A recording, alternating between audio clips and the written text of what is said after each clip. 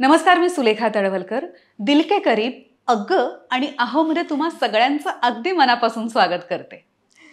बरं, आज ज्या अग्ग आणि आहोना आपण भेटणार आहोत त्यातले आहो आपल्याकडे दिल के करीबमध्ये ऑलरेडी येऊन गेलेत आणि त्यांच्या अग्गबद्दल भरपूर बोलले आहेत. सो आज त्या अग्गांना आपण भेटणार आहोत. चला तर मग स्वागत करूया आस्ताद काळे आणि स्वप्नाली पाटीलचं. नमस्कार. नमस्कार. नमस्कार. वेलकम टू दिल के करीब. बरं, आहो तुम्ही इथे आलायत, सो तुम्हाला माहिती असेल की तुम्हा दोघांचं स्वागत भरपूर गिफ्ट्स देऊन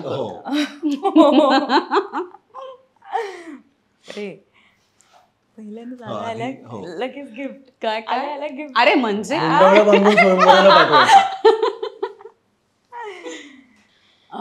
आस्ताच्या ओळखीची असेल, पण तू आज आली आहेस दिल के करीब अग्ग आणि आहो मध्ये, म्हणून तुला सांगते की निलिमा अमित आपली एक रेकी हीलर मैत्रीण आहे, लाईफ कोच आहे. एक आयुष्य अनेक प्रवास आनंदी जीवनाचं रहस्य असं खूप सुंदर पुस्तक तिने लिहिलंय आणि स्वप्नाली तुझ्यासाठी पाठवलंय भेट म्हणून. थँक्यू. गरज तिला असं वाटतंय माझ्यामुळे. अरे तू येऊन गेलास आणि तुला मिळालंय. तेच आहे की मीच शिकेन ना की तुला कसं हँडल करायचं. अरे हा असताना आनंदी जीवनाचं रहस्य कुठलं ते उलगडावं म्हणून दिलंय. वा वा वा, ते छान. बरं, तुमच्यासाठी काहीतरी लिहिलंय आत असं वाटतंय पहिल्या पानावर. यस. विजेते वेगळ्या गोष्टी करत नाहीत, ते प्रत्येक गोष्ट वेगळेपणाने करतात. सगळ्यांना ऐकव ना. विजेते वेगळ्या गोष्टी करत नाहीत, ते प्रत्येक गोष्ट वेगळेपणाने करतात. आता कळलं हिच्यासाठी का होतं. Thank you so much. नक्कीच वाचेन मी. वा वा. आणि हे जर का आपल्याला हवं असेल तर Amazonवर अगदी इझिली अवेलेबल आहे. ओके. रोहन प्रकाशन आपल्याबरोबर निगडीत आहेत आणि ते नेहमी आपल्या गेस्टसाठी पुस्तकं पाठवतात. आज एक खूप छान पुस्तक पाठवलंय डॉक्टर जयदेव पंचवाग यांचं, न्यूरोसर्जरीच्या पाऊलखुणा. सो मेंदू आणि मणक्याच्या आजारांवरती आणि उपचारांवरती हे खूप छान, सरळ आणि सोप्या भाषेत लिहिलेलं पुस्तक आहे. सो वाचताना खूप मजा सुद्धा येते. वा वा. अजिबात अवघड नाहीये. मजा येईल वाचा. अरे नोट्स साठी त्यांनी जागा ठेवली.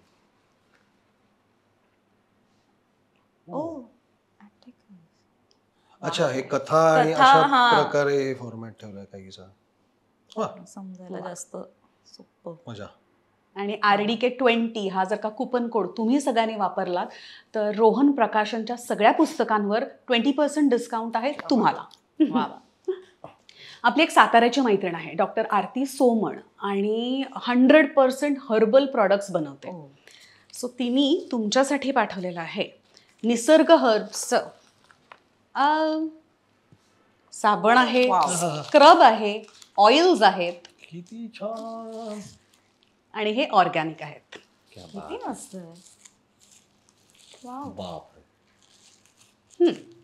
नाईस. एक खरंच छान आहे. फारच मस्त आहे. वा वा. निसर्ग हर्ब्स. प्लांटेशन पासून ते प्रोडक्शन पर्यंत सगळं या स्वतः करतात. साताऱ्यामध्ये त्यांचं आउटलेट काही आहे याचं? आउटलेट आपण विचारूया. कधी प्रयोगाला वगैरे गेलो तर व्हिजिट देता येईल ना. अगदीच इंटरेस्टिंग आहे करणे. वा वा. आणि NH25 हा जर का कुपन कोड तुम्ही सगळ्यांनी वापरलात तर तुम्हाला मिळणार आहे 25% डिस्काउंट निसर्ग हर्ब्सवर. वा. आपली आणखीन एक मैत्रीण आहे नेहा अभ्यंकर नावाची आणि तिच्या ब्रँडचं नाव आहे ऑर्ग ॲक्टिव्ह. ती बेसिकली रिसर्च आणि प्रॉडक्ट डेव्हलपमेंट सगळं स्वतः करते आणि कोकोनट ऑइल आणि इतर नैसर्गिक पदार्थांपासून साबण बनवते आणि खूप छान असतात साबण. भीमसेनी कापूरचं सूप कमाल. कापराचं साबण हो, मस्त असतात. कमाल. वा वा वा वा वा. इंटरेस्टिंग आहे. महाराज फारच कमाल. हे काय नीम आणि सिट्रोनेला उठणं. वा वा. थँक्यू. Thank you so much. या ब्रँडचं नाव आहे शृंखला. शुभदा सहस्त्रबुद्धे यांचा ब्रँड आहे आणि त्या आहेत ज्वेलरी डिझायनर. फॅब्रिक ज्वेलरी बनवतात आणि तुझ्यासाठी मस्त सेट पाठवलाय. ह्याच्यावरती मॅचिंग आहे का? किती गोड गोड आहे.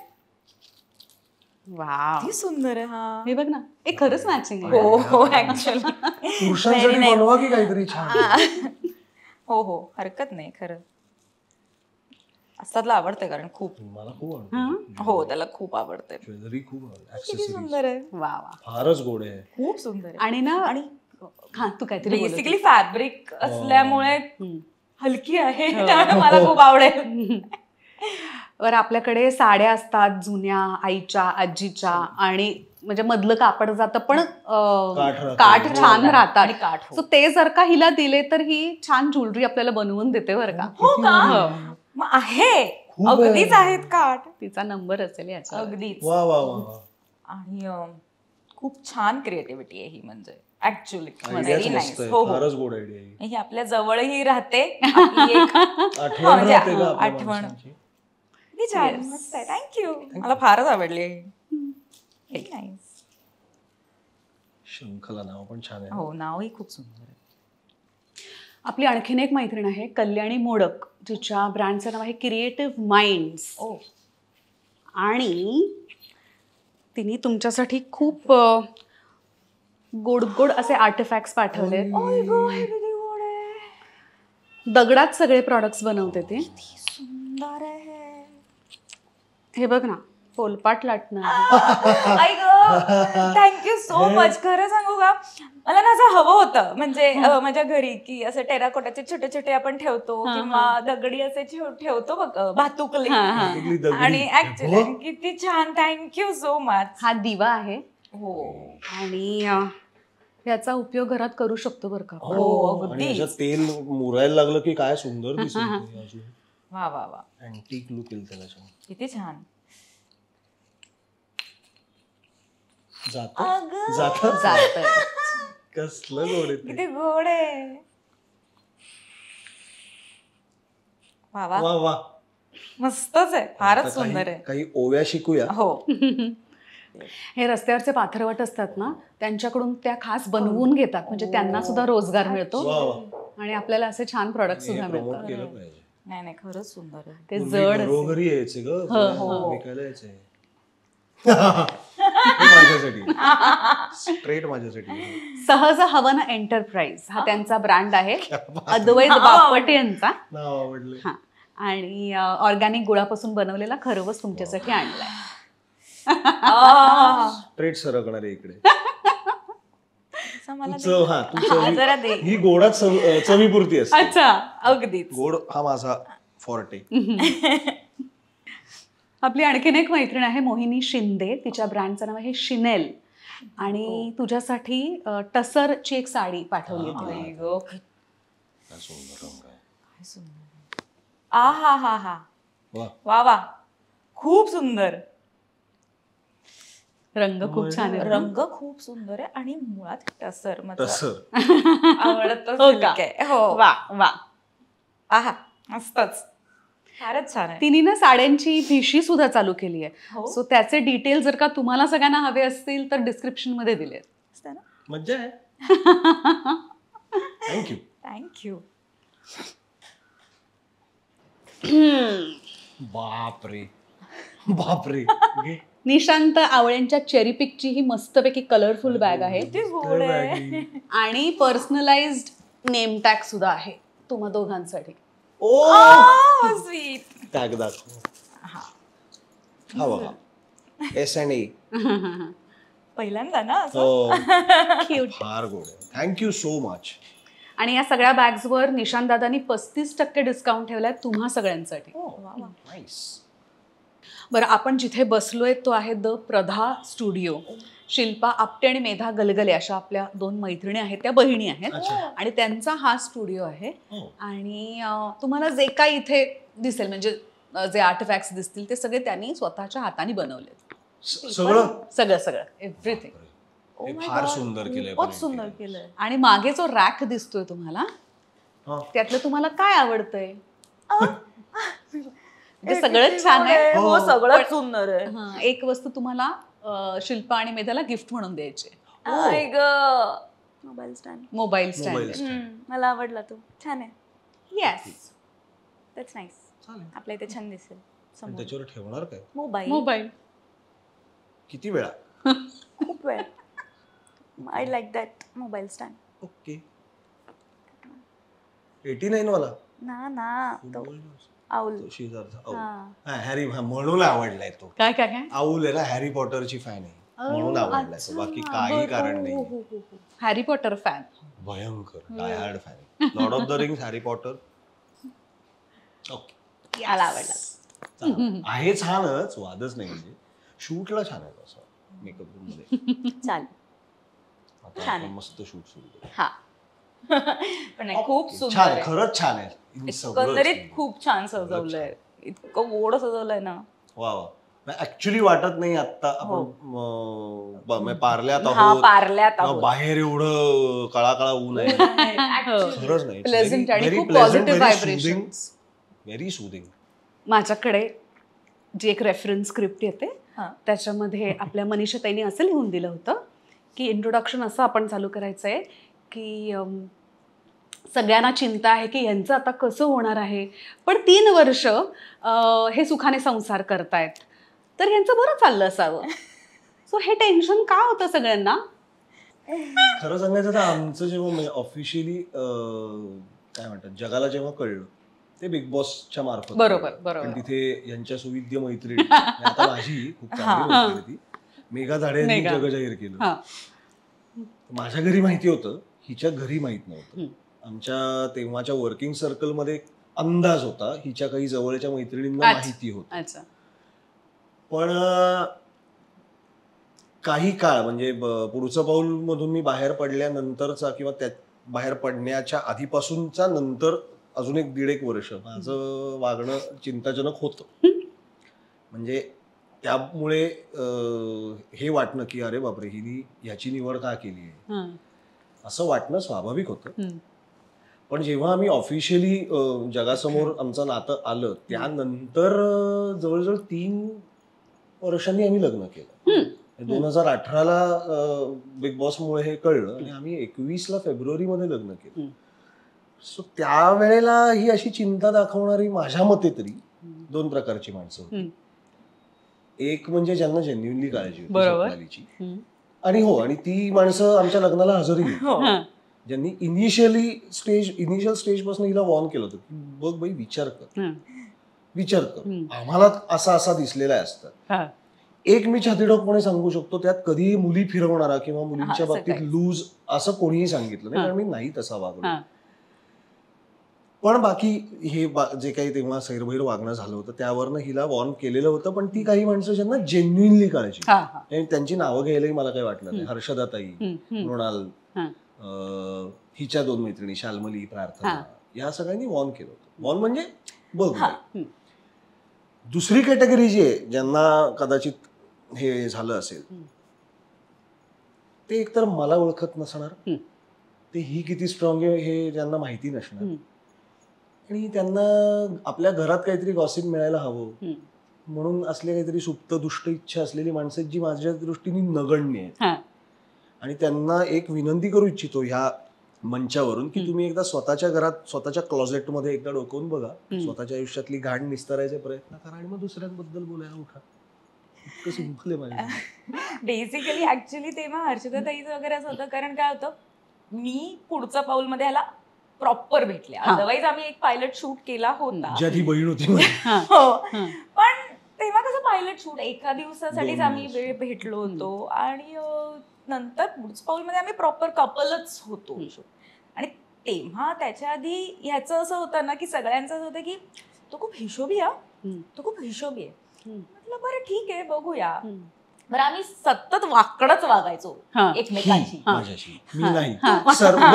पहिली शंका का आली हर्षदाताईला की वाटेल तो अपमान करते आणि असतात रिटॅलिएट करत नाहीये, ऐकून घेतोय, हे कसं, याच्यावर पहिली शंका आली होती हर्षदा.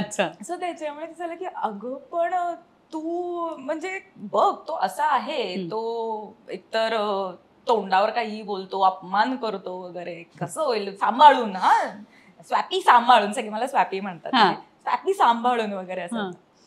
त्याच्यामुळे पण कारण त्यांचं असं की त्यांच्यासाठी सुद्धा ह्याचं वागणं हे तसं नवीन होतं की अरे हा हिला काही बोलत नाहीये किंवा काही फूड ऑर्डर केलं तर जनरली आपण टच करतो वगैरे, तर हा असं काही करत नाहीये, हा काही ऍक्च्युली. आणि तेव्हा खरं कारण काय झालं, सी रेसिप्रोकेशन हाही भाग असतो. म्हणजे आज मी 4 लोकांसाठी आज मागवले, थांब रे मी देतो, नेक्स्ट टाइम तुमच्याकडनं रेसिप्रोकेशन जर आलं तर मी नाही ना मागणार.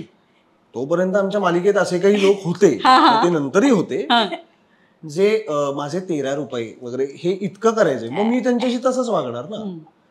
आणि दुसरं म्हणजे तेव्हा प्रपोजल चालू झालं होतं, त्यामुळे बऱ्यापैकी आर्थिक परिस्थिती जरा काय चढती कमान होती, त्यामुळे ठीक आहे ना, कधीतरी मागवलं चल, फक्त हिच्यासाठी मागवले आणि पैसे नाही घेतले असं नाही. आम्ही जनरलीच काही शिशी तिकडे तर मी, संग्राम समेळ ही, शर्मिला शिंदे, अभिजित केळकर, असे सगळे खवय्ये, सगळे साधारण समान विचारसरणीचे असे 5-6 जण आम्ही असल्यामुळे सतत काहीतरी बाहेरनं खायला मागव, काही नाही, वेळ जात नाही तर गुलाबजाम मागवून खा वगैरे, इतका नॉनसेन्स असायचा. अशा वेळी कोण पैसे बघते.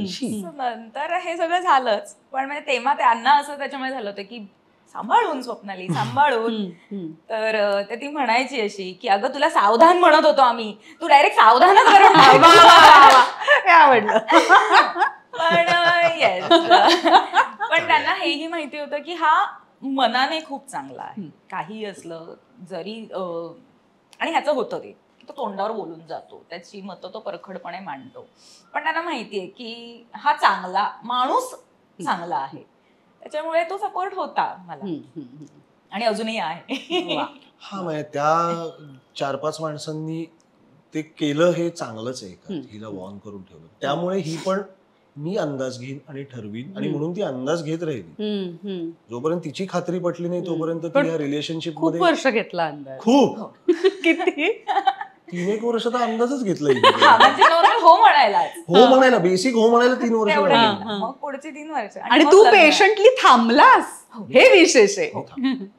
कारण ठरवलं होतं बास. आणि बास म्हणजे आता आवडलीये मनापासून ही, आणि ती नाही म्हणत नाहीये ना, नाही म्हणली तोंडावर तर मग बघू काय ते, पण तोपर्यंत. पण आवडलीये म्हणजे काय आवडलं? मला सुरुवातीला आली होती शंका की ही रिबाउंड रिलेशन आहे का माझ्या बाजूने, बिकॉज ऑफ द इन्सिडेंट, पण नंतर जाणवलं की नाही, हे रिबाउंड नाहीये. म्हणजे फेब्रुवारीमध्ये ती घटना घडली, ट्रॅजेडी, आणि त्यानंतर एप्रिलमध्ये ना मला वाटतं तू पुढच्या बोलमध्ये आलीस, आणि मैत्रीण म्हणून असे क्लिक झालो आम्ही, कारण दोघंही एकमेकांचा अपमान करायला सदैव तत्पर होतो. ती ऐकून घेणाऱ्यातली नाही, मी ऐकून घेणाऱ्यातला नाही. आणि वाचन, चांगल्या लोकांबरोबर थिएटर केलेली, मराठी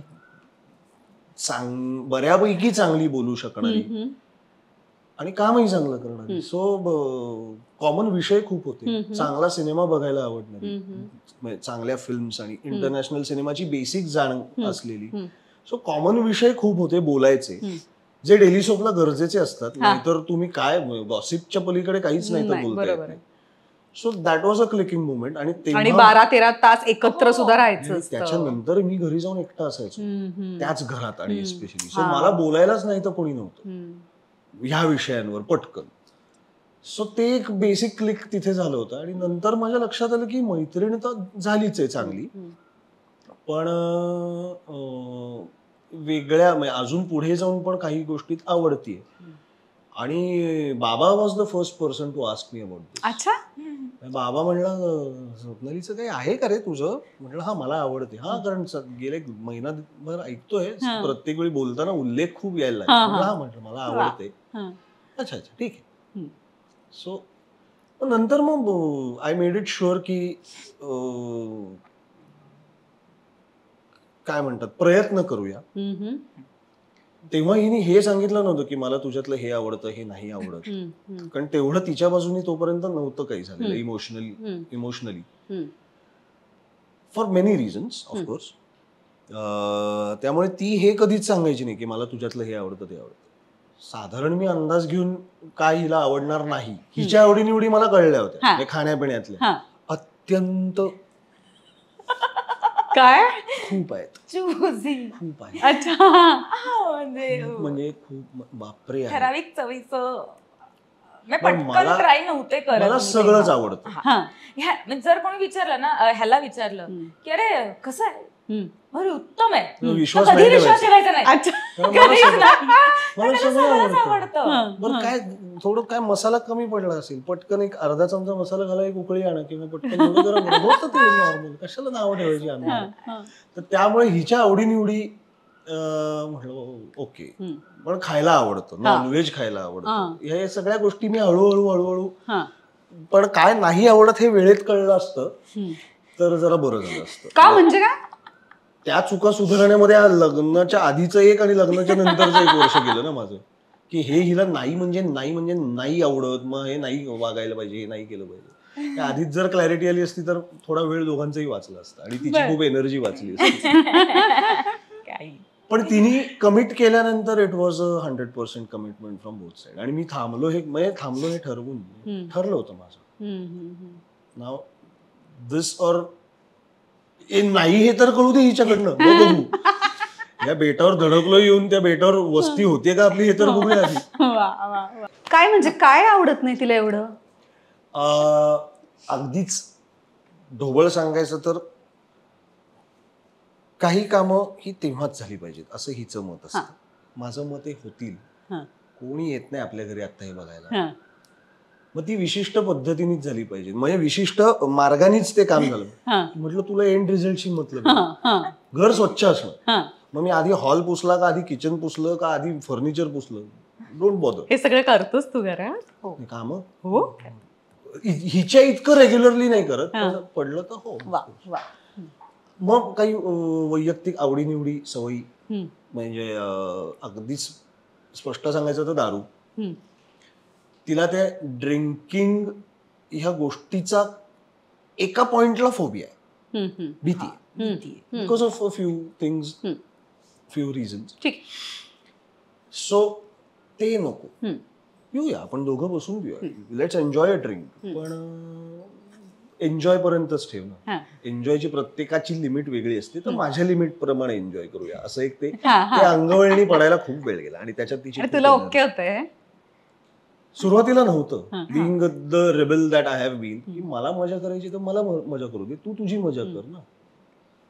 पण ते वेळ लागला त्याला खूप, आणि हिला खूप त्रास झाला त्या सगळ्यामध्ये.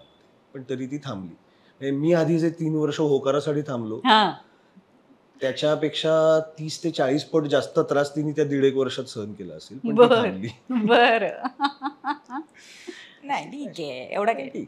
पण बाकी आहेत आता खाण्यापिण्याच्या गोष्टी पण आहेत, माझ्या खूप आहेत, की अशा पद्धतीने आपण करूया ना. म्हणजे जर if we are doing chicken करायचं असेल तर आपण असंच करूया ना, म्हणजे कारण मला आवडतं, मग मी जेवू शकेन व्यवस्थित असं माझं असतं. आणि ह्याला एक्सपेरिमेंट करायला आवडतं. मला खूप आवडतं की आता लिटरली कालची गोष्ट, ही दिवसभर बाहेर असणार होती, तू सावकाशी आहे मावशीकडे वगैरे जाऊन, कारण तसं नाही तर जाणं येणं होत नाही. म्हटलं तू ये सावकाश, काय टेन्शन नाही. तर मी ना एक डिश 4-5 दिवसांपूर्वी एक व्हिज्युअलाइज करून ठेवली, तशा पद्धतीचं चिकन हिच्याकडनं ती जाऊन आमच्या बुबूंसाठी आणायलाच लागतं ना. म्हटलं तेव्हा ते तसं करून आण, फ्लॅटन करून आण चिकन ब्रेस्ट. माझ्या डोक्यात आपलं एक व्हिज्युअलाइज झाली होती काय काय करायचं. ते काल मी करायला घेतलं. काय होईल कसं होईल, बेसिक चवीला चांगलं होणार आहे मला माहिती. सो मग ते काल मी करून ठेवलं हिच्यासाठी. मी म्हटलं हे काय म्हणायचं याला, म्हणाल नाही माहिती काय म्हणायचं याला, आणि असं सुचलं, मग केलं. कसं लागतंय सांग, चांगलं लागलं.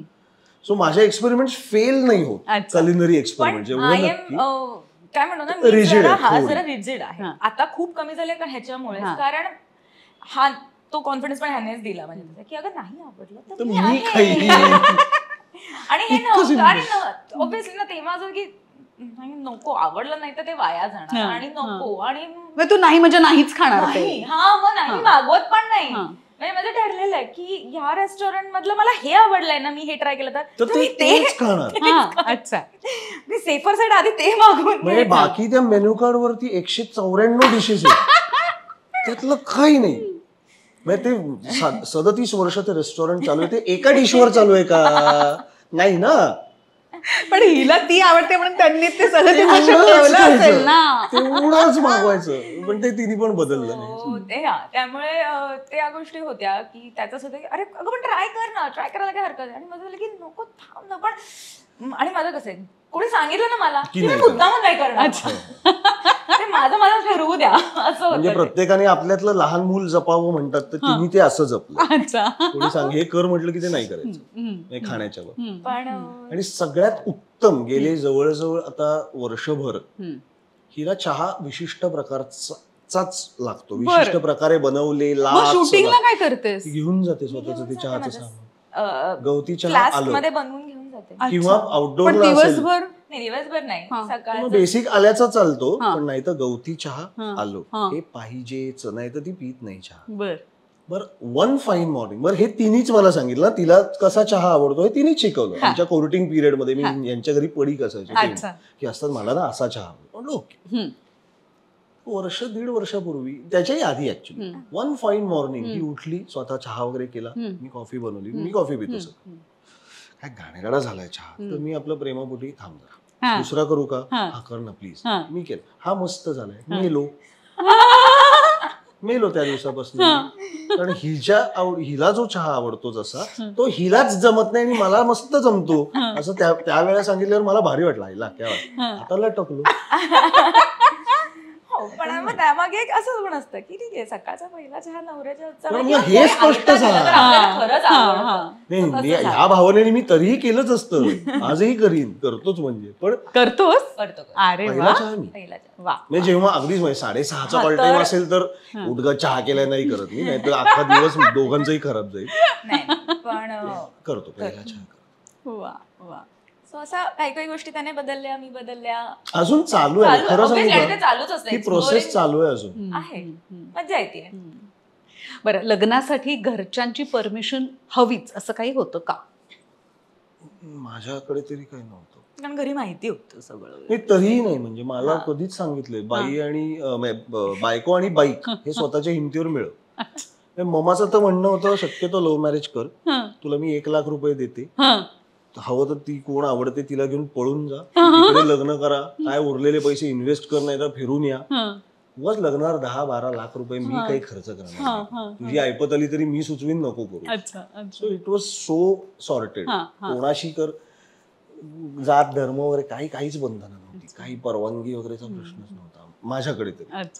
आणि तुझं? माझ्याकडे ऍक्च्युली तशी आई आहे शेवटी, थोडीशी काय म्हणतात लागली होती, कारण हिच्याही बोलण्यात माझं नावाचा उल्लेख व्हायचं, असं व्हायचं, किंवा हा यायचा घरी. तू मुंबईचीच प्रॉपर? डोंबिवली. अच्छा. आम्ही राहतो डोंबिवलीलाच, सो त्यामुळे मी इथे राहायचे. आम्ही मुली ऑब्व्हियसली एकत्र राहायचो, मी आणि शाल्मली आम्ही एकत्र राहत होतो. प्रार्थना, मी शाल्मली, मग शाल्मली आणि मी. सो हा येऊन असायचा ऍक्च्युली, मी येतोय वगैरे. आणि 2-3 वेळेला मम्मी पण राहायला आली होती, तेव्हाही हा आला होता. सो मम्मीचं असं झालं होतं, पण म्हटलं नाही अगं, नाही अजून नाही, असं काही थांब, असं काही नाही, असं मी काही सांगितलंच नव्हतं. कारण माझं झालं की थांब, आपण थोडा अजून नीट वेळ घेऊया, अजून विचार करू, असं. म्हणजे जरी मी ह्याला हो म्हटलंय तरी आपण थांबूया. तिने मला होकार दिलेला होता तेव्हा, we were in a relationship, पण घरी नव्हतं. आणि बिग बॉस मध्ये कळल्यानंतर माझ्या घरचे खुश झाले.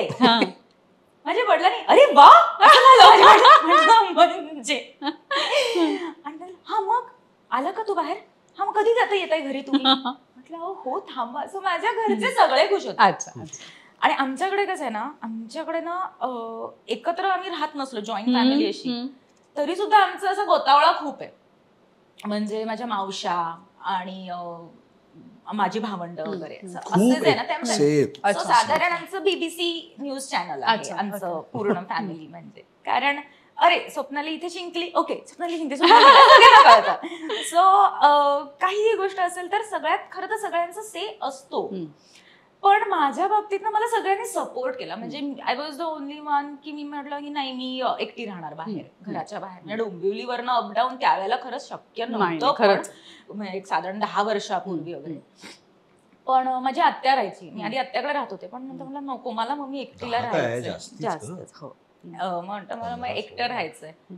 म्हणले ठीक आहे हरकत नाही. आम्ही शोधलं सगळं केलं, पण माझ्या घरच्यांनी म्हणजे सगळ्या मावशांनी सगळ्यांनी मला सपोर्ट केला. अच्छा स्वप्नाली तुला काही हवंय का, घरी काही कमी पडलं तर सांग आम्ही आणून देतो वगैरे असं.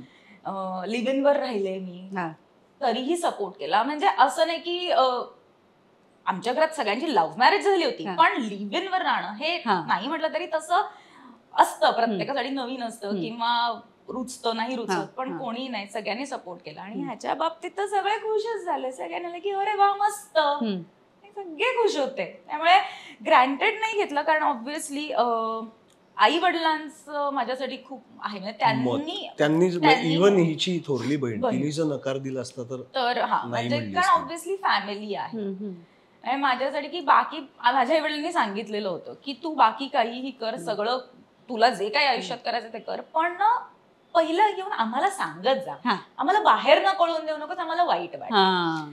सो त्यांनाही कोण होती की आमचं काहीतरी आहे किंवा हिला हा आवडतोय वगैरे, पण ही अजून सांगत नाहीये. पण कळल्यानंतर ते खुश होते आणि त्यांचं की ओके फाईन या फाईन. माझं झालं की ओके आई वडील पण ओके, तर मला काही टेन्शन नाही. मग काय बाकी कोणी काही बोल मला म्हणजे असं. आणि एक ना आत्ता मला आठवलं, एक क्लॅरिटी दोघांनी एकमेकांशी ठेवली होती की ही माझ्या घरनं प्रॉब्लेमच नव्हता, अरे छान आहे मुलगी चला.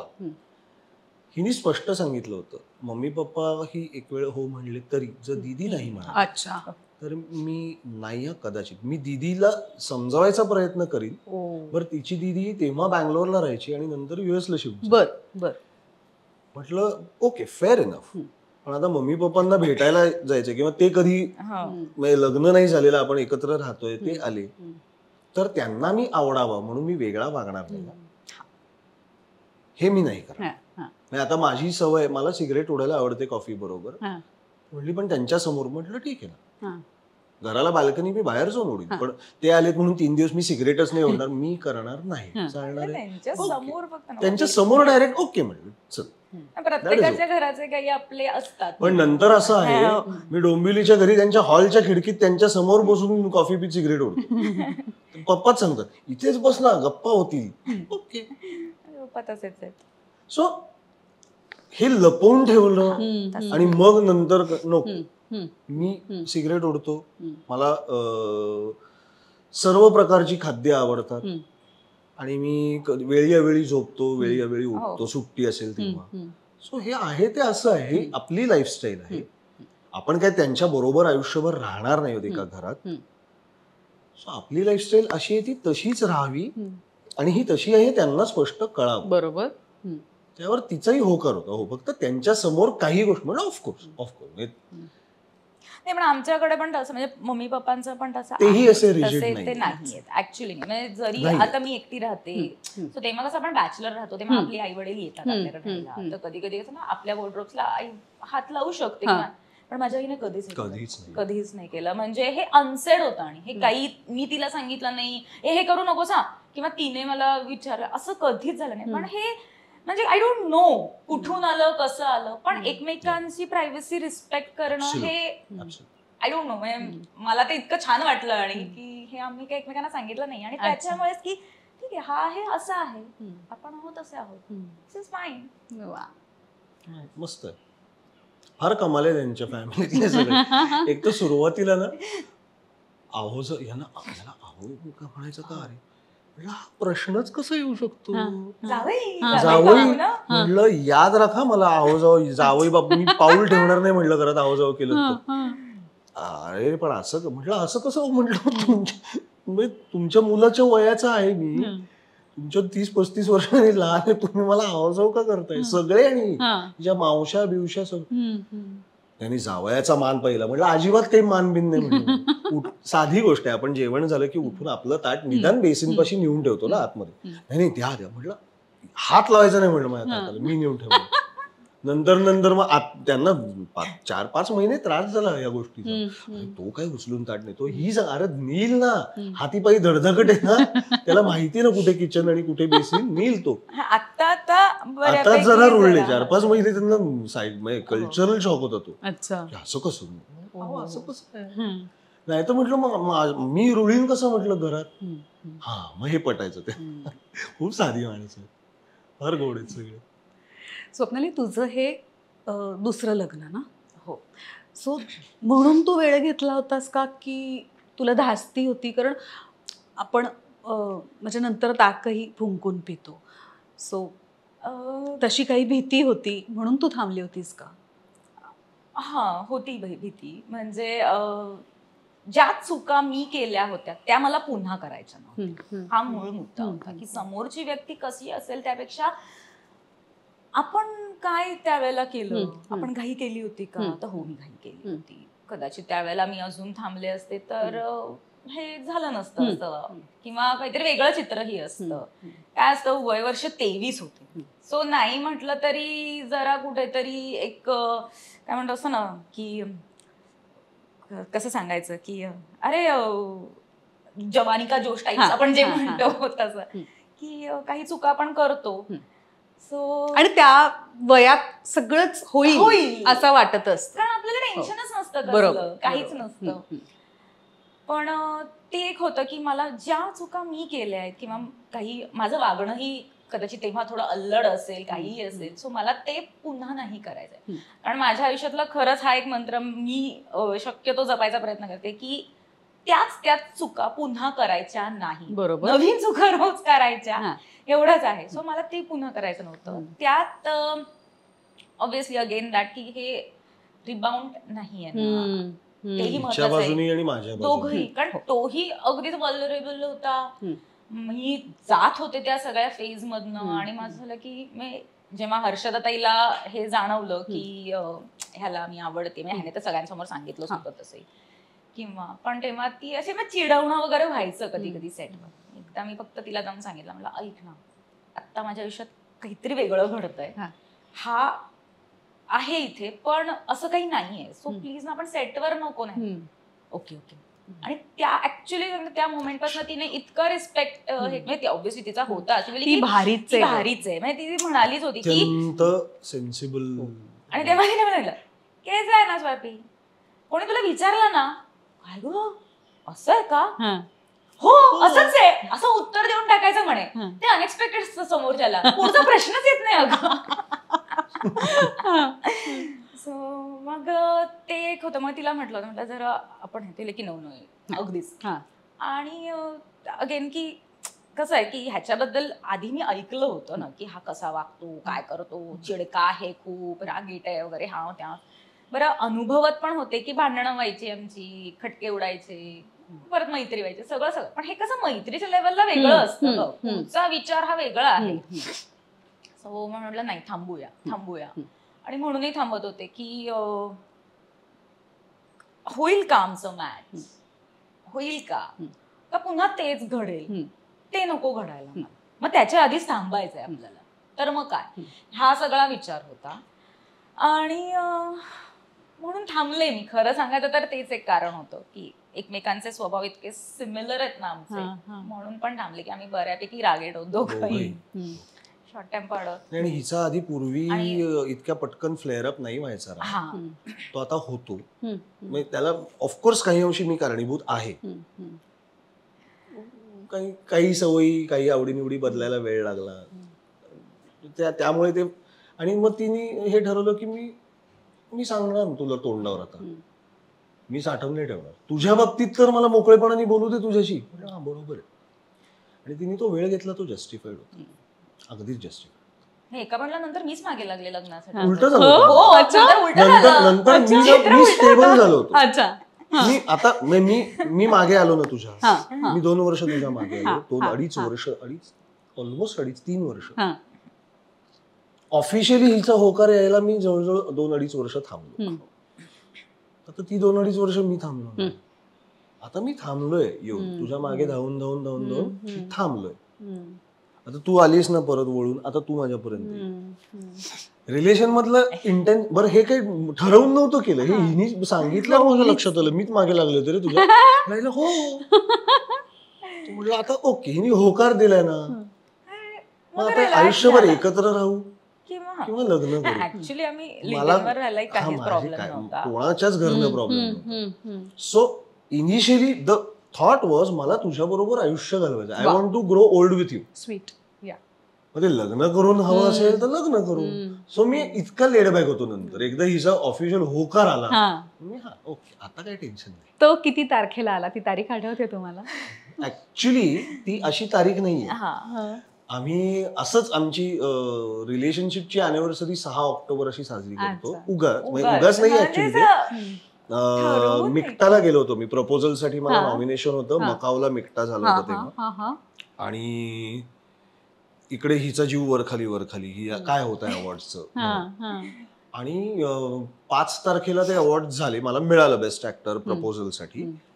आणि संजय दादा पण तिकडे होता ना, संजय जाधव.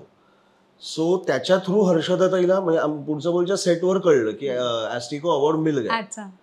आणि त्या दिवशी हिच्या लक्षात आलं स्वतः एकटीच म्हणजे मी मकावमध्येच होतो, सोलो परफॉर्मन्स मध्ये हिच्या लक्षात आलं, लाईट आला, जाणवलं की आपल्याला काय एवढी उत्सुकता लागून राहिली होती, आपण काय अँशियस झालो होतो, तर अरे आपल्याला ह्या आवडतो हे हिने असं सांगितलं मला.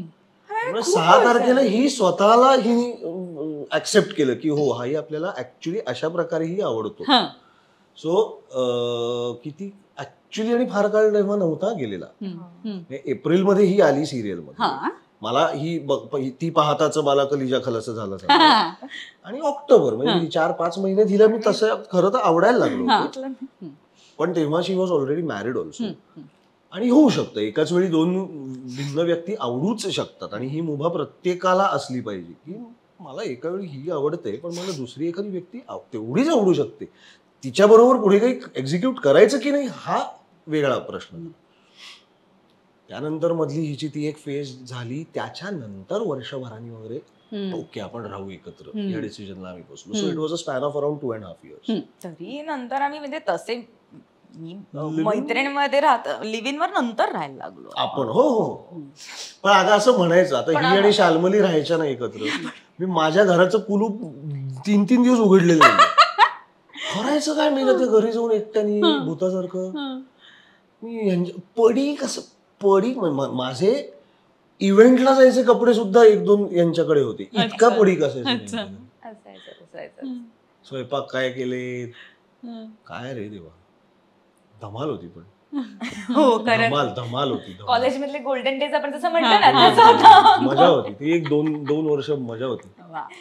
हा आता लग्नानंतर जरा तसं नाही म्हटलं तरी येतात जबाबदाऱ्या ना, तसं झालंय थोडस. एकाच करिअरमध्ये आहात दोघंही. सो तुम्हा दोघांना एकाच करिअरमध्ये असल्यामुळे फायदे कसे होतात? म्हणजे एखादं काम घेताना डिस्कशन होतं किंवा आर्थिक जबाबदाऱ्या सुद्धा असतात, त्या कशा वाटून घेता तुम्ही? किंवा एखादं काम घ्यायचं की नाही, किंवा कधी कधी आपल्याकडे कसं असतं की एकाला काम असतं एकाला काम नसतं असंही असू शकतं. सो ते कसं मॅनेज करता सगळं? ऍक्च्युली सध्या तसेच फेज चालू आहे की मी काम सध्या नाही करत आहे आणि हा खूप काम करतोय बिचारा, खूप मेहनत करतोय, बाहेर आहे घराच्या सतत. कारण घर आपल्याला ऑब्व्हियसली चाललं, डे टू डे लाईफ तर चालूच राहतं ना सगळं. पण फायदा हा मला जास्त होतो ह्याचा कधी कधी, कारण मला ना आर्थिकदृष्ट्या बोलताना खूप टेन्शन येतं किंवा कळत नाही की कसं डील करायचं. हे याला पटकन कळतं, ह्याची मला मदत जरा होते त्या बाबतीमध्ये. आणि ऑब्व्हियसली एका फिल्म मध्ये असल्यामुळे ऑडिशन शूट करायला खूप सोपं होतं, कारण कॅमेरा अँगल व्यवस्थित सगळे हेच करतात ना, घरी ऑडिशन शूट करून पाठवा म्हणतात. मस्ती ही ऍक्च्युली. पण जबाबदाऱ्या आम्ही अशा घेतोय आता वाटून हळूहळू जमेल तसं. ऍक्च्युली काय आहे, क्रिएटिव्ह लेवल्स मध्ये फरक आहे. हिची क्रिएटिव्हिटी वेगळ्या पद्धतीची आहे. हिला कलर सेन्स खूप छान आहे, हिला कॉस्ट्युमचा सेन्स खूप छान आहे. तर त्यामध्ये ही टॅप करावं हिने अशी माझी खूप मनापासून इच्छा आहे. वेळ लागेल तिला. ते हा एक दोघांच्याही स्वभावातल्या रिजिडिटीचा प्रॉब्लेम आहे की ते कर असं सांगत राहावं लागतं असं. तर त्यातनं फायदाच आहे, झाला तर फायदाच होईल, तोटा तर नक्की नाही होणार. तर ते कारण सी आता कन्सिस्टंटली डेली सोप मध्ये काम करून ना जे बेसिक ज्यांना वाचन आणि ह्या सगळ्याची आवड असते अशा सेन्सिबिलिटीज आणि सेन्सिटिव्हिटीजच्या लोकांना त्रास होतो. माझ्या शब्दात सांगायचं तर मेंदूला गंज चढतो. त्यासाठी तुमच्याकडे वेगळं काहीतरी पाहिजे ज्यांनी मेंदूला कलही होईल. नशिबाने माझ्याकडे व्यावसायिक नाटक हा तो एक मार्ग आहे. गरज पडलीच तर सगळं बाजूला सोडून मी महिनाभर फक्त गाणं करू शकतो.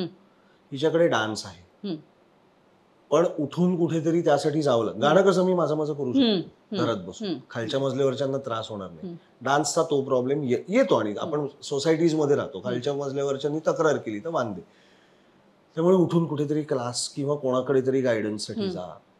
आणि मुंबईत सध्याच्या काळात उठून कुठेतरी जाणं याच्यात इतकी एनर्जी जाते आणि तेवढी ती इच्छा प्रबळपणे बिल्डअप होण्यासाठी बाकीची व्यवधानं कमी होणं फार गरजेचं आहे. ती कमी करण्यासाठी आता दोघांचे प्रयत्न खरं तर चालू आहे. आर्थिक हा दुसरा फॅक्टर झाला, मानसिक हे पहिलं. मानसिक आणि शारीरिक इन जनरल म्हणजे थकवाच येतोय, उकाडा आणि बारीक छोट्या छोट्या गोष्टी आहेत पण त्या दैनंदिन आयुष्यात पायलप होत राहतात. सो आता आय विश की तिने ह्या काही गोष्टींकडे लक्ष द्यावं जे आमचं नॉर्मली बोलणंही होतं. स्विमिंग आहे, हॉर्स रायडिंग आहे, काहीतरी वेगळं. डान्स जर परस्यू केला तर फारच विलक्षण आनंद होईल सगळ्यांना, हिच्या घरच्यांना सुद्धा, माझ्या घरच्यांना सुद्धा, हिला सुद्धा आणि मला सुद्धा. पण त्याला वेळ लागू शकतो. जसं माझं गाण्याच्या बाबतीत झालंय तसंच हिचं डान्सच्या बाबतीत आहे. मला आय विश की एक, आणि तो येईल लवकरच नजीकच्या भविष्यात, 6 महिने मला काही करायचं नाहीये, ऍब्सोल्युटली काही करायचं नाहीये. मला हवं ते लिखाण करायचंय, मला हवं ते वाचन करत मला घरात बसून राहायचंय 6 महिने काही न करता. आणि हीच लाईफस्टाईल मेंटेन होईल अशा पद्धतीने आयदर सेव्हिंग्स पाहिजे किंवा हिचं इतकं धडाकेबाज काम चालू पाहिजे की मला काही करायचं नाहीये 6 महिने. 2-3 गोष्टी गेल्या 5-7 वर्ष डोक्यात घोळतायत, त्याचं उतरवायलाच वेळ नाही मिळत कारण तेवढं स्थैर्य नाहीये त्या आयुष्यात. सो हे ह्याच्यावर आता कसं करता येईल, कारण आता झाली 3 वर्ष लग्नाला झाली. सो ओके, आपण एकत्र बरे नांदतोय असं लक्षात आल्यावर आता चल ही पुढची पाहिजे की एक फक्त अभिनेता अभिनेत्री पेक्षा स्वतःच एक रजिस्टर्ड आहे माझं प्रोडक्शन आता, दोघांचंही मिळून येते ऑफकोर्स. तर त्याच्या अंडर काहीतरी स्वतःच करायचं. तर का ते मुळात केलं की दोघांनी ठरवून आपल्याला आवडते विषय आपल्याला आणता आले पाहिजे. बरोबर. किंवा आपल्याला आवडता विषय कोणीतरी घेऊन आले, त्याला बॅनर नाही मिळते, आपल्या ओळखीतनं आपल्यावर विश्वास ठेवून कोणी फायनान्स देऊ शकतं त्या माणसाला, त्यासाठी म्हणून हे बॅनर पांथस्थ पिक्चरवाले असं माझं प्रोडक्शन नाव आहे. तर त्याच्या अंडर काहीतरी करायचंय. पण त्याच्यासाठी हे 5-6 महिने इथनं बाकी काही व्याप नकोय. ती स्टेज येईल आता, बघू लवकरच. पण ह्याबद्दल क्लिअरली बोलणं होतं स्पष्ट. मुळात माझ्या घरून असं स्पष्ट म्हणणं असतं की दोघांनी काम करायला हवं. Both of the partners should be earning what ever that amount might be. सध्या मुंबई सारख्या शहरात आपल्या लाईफस्टाईल मध्ये जगण्यासाठी मिनिमम महिन्याला चा खर्च, बेसिक खर्च 60 ते 70 हजार रुपये मिनिमम. म्हणजे बिलं, रेशन पाणी, बाकी तुमच्या काय खाण्यापिण्याच्या आवडीनिवडी ते सगळं धरून, हेल्थशी निगडीत काय एखाद दुसरं दुखणं आलंच तर त्याच्या पुढे तुमचे सेव्हिंग सुरू होणार आहेत. बरोबर. आणि आपलं क्षेत्र पाहता आता बाय चॉईस वर्षभर गॅप घेणं वेगळं, पण नाहीच मिळालं काम स्वामी 3-3, 4-4 महिन्याचं लॉकडाऊन मध्ये जे हालत झाली अनेकांची, तसं विदाऊट लॉकडाऊन पण आपल्या क्षेत्रात येऊ शकते वेळ. असं झालं तर काय? So one of the partners should be consistently working, but normally both of them should be earning. आणि पुढे जाऊन विचार करता चुकून माकून पुढे वेगळं व्हायची वेळ आलीच नाही पटत. 10 वर्षांनी लक्ष देतं यार नाही जमत आहे आपलं, झाली 10 वर्ष मजा आली, नाऊ लेट्स स्टॉप. असं होऊ शकतं. 2 माणसं आहेत, होऊ शकतं कधी. अशा वेळी दोन्ही पार्टनर्स फायनान्शियली सुद्धा इंडिपेंडंट व्हायच्या ताकदीचे हवेत, डिपेंडन्सी नाही पाहिजे. हे माझ्या घरचं बेसिक म्हणणं असतं. ते सुद्धा थोडं हार्श वाटलं हिला, हिच्या फॅमिलीतल्याही काही लोकांना सुरुवातीला. आणि स्वाभाविक आहे की मग अशी वेळ आली तर मग तू काय काही करणार नाहीस का मग, असेही प्रश्न मला विचारले गेले. म्हटलं असं नाहीये ऑब्व्हियसली, आणि त्यांना ती भीती वाटणं स्वाभाविक आहे. अरे म्हणजे उद्या यांचं काही चुकून माकून फाटलं, हा काय असं रस्त्यावर टाकेल का तिला वगैरे, ह्या भीतीपर्यंत जाऊ नये. असं नाहीये, याची पॉझिटिव्ह बाजू बघा. दोघही जण आर्थिकदृष्ट्या सक्षम असणं गरजेचं आहे असं आम्ही म्हणतोय. आपापल्या कुवतीनुसार, आपापल्या गरजांनुसार ते बिल्डअप करत जाणं, एकत्र मिळून, हे फार गरजेचं आहे. एवढंच माझं म्हणणं आहे. ते त्यांना पटलं नंतर ऑफकोर्स, आणि हिलाही पटलं ते. सगळ्यांना ऑब्व्हियसली आमच्या घरात तसेच आहेत, वर्किंगच सगळे मुंबईत राहिलेले असल्यावर माहितीच आहे, आपण सगळे असतोच काम करणारे किंवा असं त्यांचा एक प्रश्न म्हणजे काय असं एकदम असं. कारण हे पहिल्यांदा जेव्हा भेटायला आली होती हिची दीदी, तेव्हा माझे आई वडील हे बोलले होते. आता तिला हे वाटणार नाही का, ती अमेरिकेत 5,000 महिलावर बसून ती बिचारी नाही का चिंता करणारी, म्हणजे तिला डोळ्यासमोर दिसली बिसली असेल ही बॅगा घेऊन रस्त्यावर वगैरे. एवढं नाहीये. म्हणजे आपण आर्थिकदृष्ट्या सबळ नाही होत म्हणून ह्या नात्यात राहावं लागतंय असं होऊ नये. बरोबर बरोबर. कोणावरही, ना पुरुषावर ना स्त्रीवर. आणि मम्माचं स्पेशली म्हणणं असं होतं की आपल्या फील्डचं इतकं अनसर्टन असतं, त्याच्या मम्माचं इतकं अनसर्टन असतं की त्याच्यामुळे तुम्ही सतत काम करणं किंवा तुम्ही काम करणं आणि अर्न करणं हे खूप महत्वाचे आहेत गोष्टी. पण तुम्ही सेव्हिंग करणं खूप गरजेचं. आता पाहिजे तुम्ही काटकसरीत राहा, पण सेव्हिंग करणं खरंच गरजेचं आहे. आणि ऍक्च्युली ह्याचा फायदा लॉकडाऊन मुळे खरंच कळलं. सिरियसली म्हणजे खूपच दूरदृष्टी आहे तिला, असंच म्हणेन मी की तिने खूप, तिने मलाही खूप शिकवलं. लॉकडाऊन मध्ये आम्हाला ऑलमोस्ट पहिला लॉकडाऊन तर किती 3 ते 4 महिने ऑलमोस्ट होता. बेसिक सेव्हिंग्जवर आम्ही निभावू शकलो, ऍब्सोल्युटली निभावू शकलो. मग परत मध्ये थोडं काम झालं 2 महिने, त्यानंतरचा तेवढा कडक लॉकडाऊन नव्हता. पण तेव्हा मी ती पोस्टही टाकली होती की आता मी काम शोधतोय, कारण मला दिसत होतं पुढचे 3 महिने मी सस्टेन करू शकेन. सो नॉर्मली आपले सिरियलचे पेमेंट 3 महिन्यानंतर येतात. ओके, मग तेव्हाची तरतूद आत्ता करायला पाहिजे. तर आत्ता आपण काम शोधायला सुरुवात करूया, महिन्याभरात कदाचित मिळेल, then will be able to manage. So ही दृष्टी ममानी दिली नशिबाने. खरंच. दोघांमधल्या अशा काही सवयी की आता हा बदलणारच नाही म्हणून सोडून दिलं, किंवा ही आता त्या विषयात म्हणजे बदलणारच नाहीये, सो असं काही आहे मुळात? अजून प्रयत्न चालू आहे. प्रयत्न चालू नाही. 3च वर्ष लग्नाला 3च वर्ष झाली आहेत, पण एकंदरीत असं नाहीये, खरंच नाहीये. आणि आमच्या दोघांचाही तसा स्वभाव नाहीये की स्वतःला वाटलं आपण, म्हणजे काय असतं ना, एखादी गोष्ट आता आवडत नाही किंवा खटकत असेल असं असतं, ते किती वर्ष चालूच असतं, बघतो आपण किती जोडपेन असा. पण त्याचं आमच्या दोघांचं असं आहे ना की स्वतःहून आपल्याला मनात वाटलं ना तर ते होतं. म्हणजे मला वाटलं ना की अरे ह्याचं हे खटकतंय, पण त्याला ते वाटलं ना ते बदलणार नाही. ते मी कितीही सांगितलं तरी त्यापेक्षा नाही, शांत राहायचं आणि होणार. अगदी आम्हाला कॉन्फिडन्स आहे, होणार. करणार ही स्वतः चहा कधीतरी. त्या दिवशी एकदा तर मी ना उभी राहा, मी सांगतो हा बस एवढा कापलास बास, हे आलं बास, असं माझ्या इन्स्ट्रक्शन प्रमाणे करायला लावला. हिच्या आवडीचा चहा. तरी प्यायल्यावर रिएक्शन काय द्यायची हिचं ठरलेलंच आहे ना. काय रे ती हाताची चव, खूप सुंदर चव, अप्रतिम चव, उत्तम स्वयंपाक करतो. आणि मम्मा सारखं आहे, म्हणजे ह्याच्या मम्मा सारखं आहे. मम्मा पण अशीच प्रतिम सुगरण, ऍक्च्युली अप्रतिम सुगरण. तिने स्वतः कधी नॉनव्हेज खाल्लं, पाण्याला फोडणी दिली तरी असा हात होता. म्हणजे मी फक्त ऐकलं, आणि नेमकं मला ते तिच्या हातचं ग्रीन चिकन नाही खाता आलं, पण मी ऐकलंय फक्त त्या बाबतीत. पण ह्याचं पण तसंच आहे, ह्याचा उभा राहिला ना की तासाभरात स्वयंपाक करतो तो व्यवस्थित, आणि ओटा स्वच्छ. वा, ते महत्वाचं, ते खूप महत्वाचं. झिंगा तळपायाची जाते. ओटा अस्वच्छ दिसला स्वयंपाक झाल्यानंतर, करत असताना सुद्धा नाही आवडत मला, पण दॅट इज ओके. चल एक वेळ स्वयंपाक झालाय, भांडी आपण तयार झालाय, स्वयंपाक झाकून ठेवलाय की आता सांगा कधी वाढायचं, त्यानंतर जो ओटा खराब दिला माझी ना, ह्या 2 गोष्टी म्हणजे एक तर हा असा ओटा आणि टॉयलेट म्हणजे बाथरूम नाही, टॉयलेटचं फ्लोअर जो ओलं असेल ना, आई शपथ माझी तळपायाची जाते. I feel so unhygienic.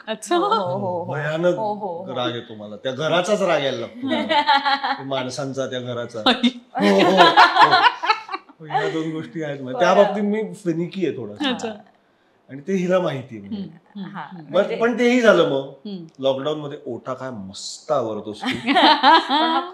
मी मनापासून आवडतो, ते मला आवडतं. एकंदरीत स्वयंपाकही उत्तम करतो, मुळात वेगवेगळे एक्सपेरिमेंट्स करत राहतो तो, त्याच्यामुळे खरं मी अगदी छातीटोपणे सांगू शकते की हो, माझ्यापेक्षा उत्तम स्वयंपाक करतो आणि मला नाही येत, मला कंटाळा येतो. ओके, अगदीच ओके. आणि मला वेळ असेल तर मी आवडीने करीन. आणि मला एकट्यासाठी करायला नाही आवडत. आता ही 4-4, 5-5 महिने आउटडोअरला शूटला होती, तर मी बाहेरनं मागवायचो. मला एकट्यासाठी नाही. आपण बनवल्यावर कोणीतरी समाधानी होते, कोणीतरी कौतुक करते. मला कौतुक केलेलं आवडतं ऍक्च्युअली, मला खूप आवडतं ते. ही कधीच गोष्ट बदलू नकोस. ही एक सवय मोडणार नाही तीही. म्हणजे मी खरं तर मला सतत कोणीतरी माझं कौतुक करायला हवं, पॅम्पर करायला हवं. ते माझं नाही बदलणार, हे ऍक्सेप्ट केलंय. त्यामुळे ते पदोपदी पॅम्पर करणं बंद केलंय. मी कधीच केलंच नव्हतं, उगाच कौतुक कधीच नाही केलं. मी मागेही म्हटलं होतं, माझे बेस्ट 2 क्रिटिक्स म्हणजे ही आणि बाबा. यांनी कौतुक केलं म्हणजे खरंच काहीतरी बरं जमलंय असं आहे. तेवढं एक नाही बदलणार. लग्न खूप साधं झालं होतं असं तुम्ही मगाशी म्हणालात, पण कसं झालं होतं म्हणजे लग्न? म्हणजे आम्ही काही इव्हेंट्स नाही केले. बेसिकली आम्ही आमचं लग्न विकलं नाही, अगदी सोप्या शब्दात सांग. कारण we both are dead against it. आम्हाला आले होते काही मीडिया चॅनल्स मधल्या मित्रमैत्रिणींचेच फोन की आम्हाला ते इंटरव्ह्यू. म्हटलं लग्नाचे इथे नाही, तुम्हाला आधी कोणाचेही काय बाईट्स घ्यायचे असतील त्यांना फोन करा, त्यांना विचारा कधी वेळ आहे, त्यांचे बाईट्स तुम्हाला हवे असतील आमच्या विषयीचे तर घ्या.